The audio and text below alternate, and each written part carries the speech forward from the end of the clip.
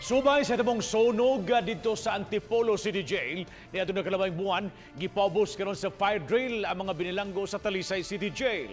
Kineron mahatagan og kasayuran ang mga binilanggo sa mga angayang buhaton kun aduna may emerhensya. Kinumduman nga may usa ka inmate nga nakalas kaniadto tungod sa pag-ulbo sa sunog. Siluan ni Rondina sa exclusive report.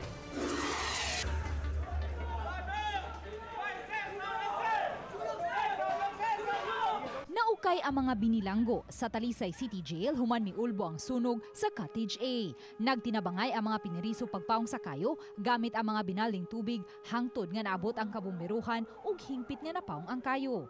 Hapsay ra usab nga napabakwit ang ubang mga PDL sa Talisay City Jail sa gitudlo nga evacuation center. Ang insidente kabahin sa simulation exercise sa firefighting drill ug emergency evacuation procedure. Gitudluan usab ang mga PDL kung unsaon pagpaong sa nagdilaab nga LPG tank. Una niini, gipaubos ang mga PDL sa lecture aron usab sila magiyahan sa mga angayang buhaton, dili lang sa emerhensya sama sa sunog, kundi ilakip na usab sa ubang mga kalamidad. Need man gyud nga i-bansay-bansay nato nga makamaugid ang ato mga inmates sulod sa jail facility nga unsay buhaton in times of emergency, especially fire incident.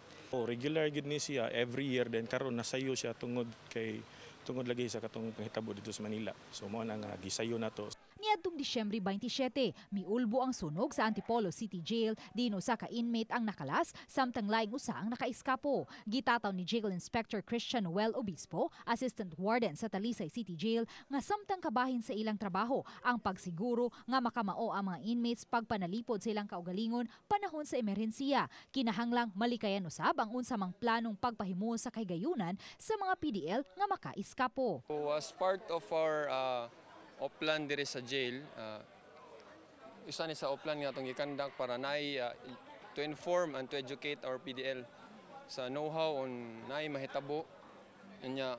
Not only the PDL, no, kay it also sa atong personnel para na sila unsaon nato pagbuhat kung saan to pag-secure sa atong mga PDL. Ang Talisay City Jail sa kasamtangan may 970 ka mga PDL. Uban ni Marlon Melgazo, Luan Merondina, Balitang Bisdak.